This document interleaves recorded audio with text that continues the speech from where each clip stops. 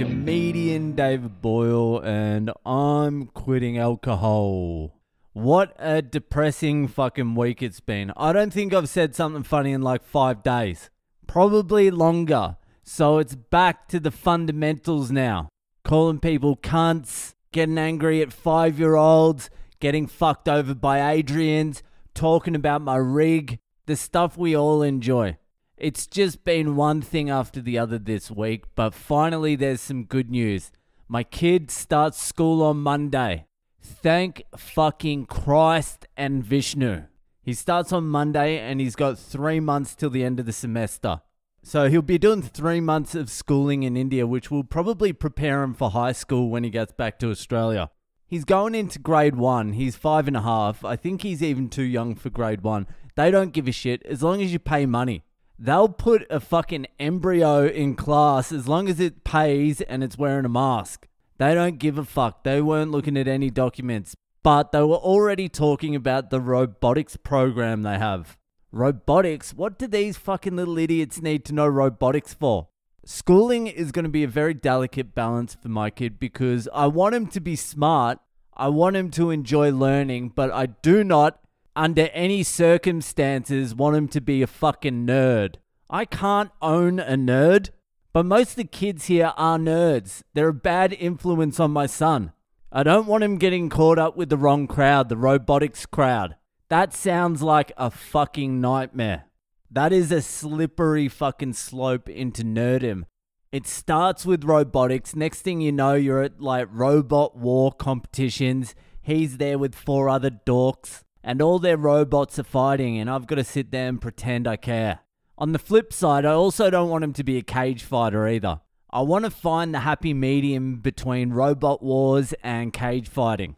Surfing would be good, something like that in extreme sports. Skating, surfing, snowboarding. The only problem is, we're nowhere near a beach. You cannot fucking skate here. There is not one footpath in India that you can fucking skate on, and there's no fucking snow. Soccer would be good because you can just play that professionally anywhere in the world. But he starts on Monday, so I'm going to have to monitor this fucking robotics shit he's doing. I don't want him to get too into it. I don't want him to be coming running home telling me about robotics. Jesus Christ. So he starts on Monday. We found that out today. And also today, not long after we found that out, we booked a trip to the Himalayas, to Himachal Pradesh. Finally, the Boyle is gonna see the fucking Himalayas. I've been fucking gagging for this trip since I got here. Fucking gagging for it. And finally, it's happening. So not this Monday because my kid's starting school. We need to ease him in. But the next Monday, we're giving him a week to ease in and then we're fucking out of here. 6 days on the road in the Himalayas. Just me, my wife, the mountains, and a jar full of DMT honey. Paradise. Anyway, it is that time of the week again. It is fucked up Friday. And after last week's truly fucked up Friday, I have chosen a story this week where there is zero possibility, or what I feel like is zero possibility, that the person who wrote the story is gonna fucking die.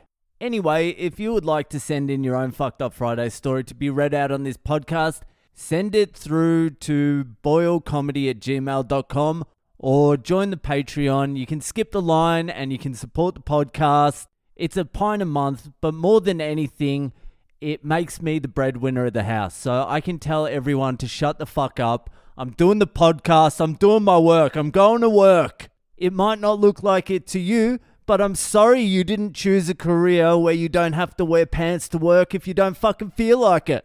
That's the main point. So support the Patreon. The links are in my social media bios, or just send me a message and I'll send you the link myself. Anyway, let's move on to this week's Fucked Up Friday. So this week's story was sent in by my man who wants to remain anonymous in the US. I'm not too sure where in the US. Who cares? He's anonymous. Somewhere in the US. It doesn't matter. Anyway, let's get to the story. My last year in college, my girlfriend and I decided to go on a cruise for spring break. Definitely from the US. Nothing too crazy, just a 4-day cruise to the Bahamas. Sounds like you've got a little bit of fucking money there. You better be a Patreon fucking subscriber. Anyway, let's get back to it. Nothing too crazy, just a 4-day cruise to the Bahamas. I don't know. This was 10 years ago. We were college kids with not a lot of money. I always fuck up. I go on a rant, and if I just held on for fucking 2 words, it would all be clarified for me. So we were college kids with not a lot of money at the time, so we couldn't afford an ocean view room, but we were able to jump on a sale for a room that had a window facing the promenade. See pictures below. He sent pictures with everything you need to know of this story, so I'll post it on the Patreon with the photo with all the pictures. So anyways, we were horny college kids, so on what I believe was the first day, we decided to bang one out in the room. There was a seat in front of the window facing the promenade that had 2 curtains that you could close. One was what I thought was a fucking privacy curtain, and the other was the blackout curtain. I closed the privacy curtain. So I'm sitting there with my back to the window, and she gets on top of me and begins coitus. And in brackets he says, yes, coitus. And I had to Google coitus because I was like, what the fuck? She was eating your ass. Because in Australia, you coits your ass.